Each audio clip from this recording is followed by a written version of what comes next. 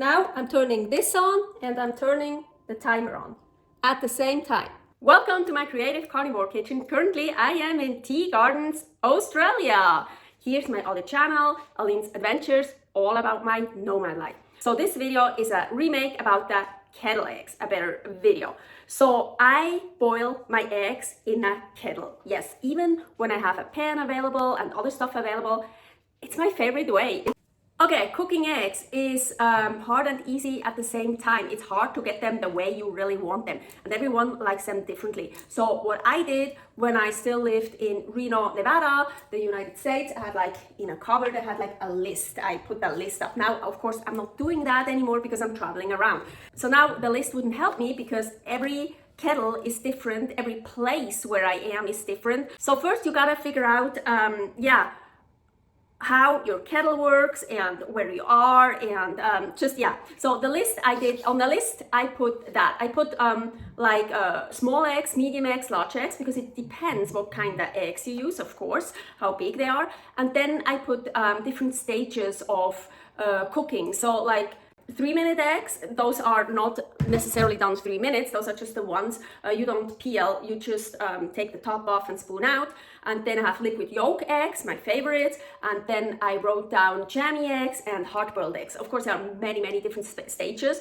So, and then I wrote down how many minutes I need to get it that way done I want it. Like large eggs need 6 minutes to get to liquid yolk eggs, or medium eggs take 10 minutes to get hard-boiled eggs, or like something like that. So I made a chart, so just to help me. So I really recommend you doing that if you want to keep boiling eggs in a kettle, or actually in a pan, or wherever. Like a list really helps. But now I also have to tell you, it also depends how many eggs you put in here, because sometimes I just put 4 eggs in here and then the times change than when I put 8 eggs in it, or 10 eggs. So I always try to use the same amount of eggs, so it stays the same.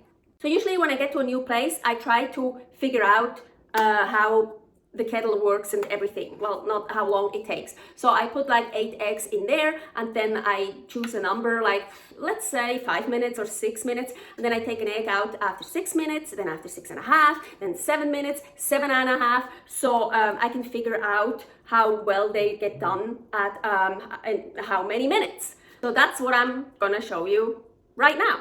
Okay, so here I have the kettle with water in it, and here are the eggs.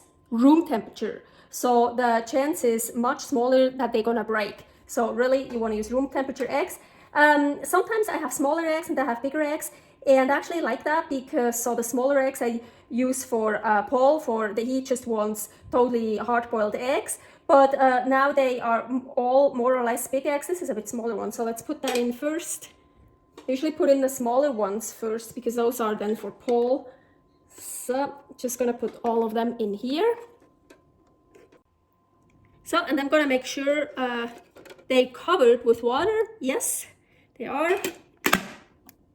Now I'm turning this on and I'm turning the timer on at the same time. So while I'm waiting for this to cook, I already prepared a bowl of water, and just, it's not even cold. It's kind of cold water from the faucet. So usually people prepare ice water. I don't do that anymore because I really just use this to put it in really quickly, and then I actually put the eggs in the freezer. Yes, this is also really, this is perfect. This is perfect because it's long, you see, fits perfectly. So I have all this ready, just waiting for the timer. So I actually just manually turned it off because it was boiling and boiling, like you could hear it like a lot. It's like, I don't want the eggs to get damaged, so I manually turned it off. Usually I don't do that. So I already know, because I did my testing already, how long I want my eggs to be done for nice liquid yolk eggs. And I actually like my eggs not all the same. So basically always when I boil eggs for me, I don't take them out at the same time. So I usually do always half-minute intervals. But here I want to wait until 6.5 minutes. Then I'm going to get the first one out. And then at 7 minutes, 7.5, 8 minutes, 8.5, and so on. This is getting close to the 6.5 minutes.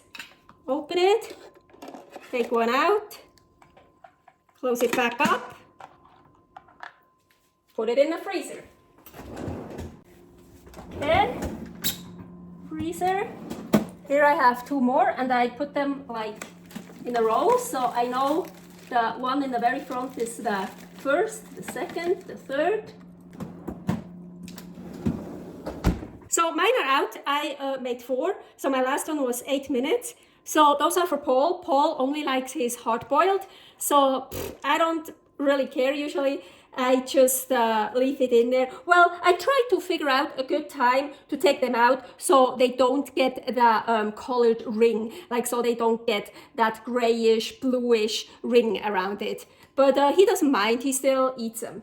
So while they're still in the freezer, I actually write the minute, so that's the 6.5, and the date. Today's the 11. This is the 7. They're still very warm, so I keep them in there for longer, so I know which egg is which one. Just in case you're wondering, this is all dog food. We're taking care of 2 dogs, and this is also for the dogs. This is my food, and this was already there. Not gonna eat ice cream. I think Paul's eggs are good. I'll take those out. And those eggs I'm not gonna put in a freezer because yeah, they don't need to cool down very fast because he wants them hard boiled. So I just put them in here and then in the fridge. So he still has some he didn't eat yet. And now, about at that time, I'm also taking mine from the freezer and put them in the fridge. So, and after a while, when those are dry, I mark those. Those just get an H for hard-boiled and the date, of course. Yeah, I really love making eggs in this. It's really so much easier for me than in a pan or something else. And sometimes I don't even have a pan, for example, in a hotel room. So you can still make eggs. Super cool. Thank you for watching. Many more recipes here, Creative Carnivore Kitchen, and here, Aline's Adventures, all about my nomad life currently in Australia. Servus!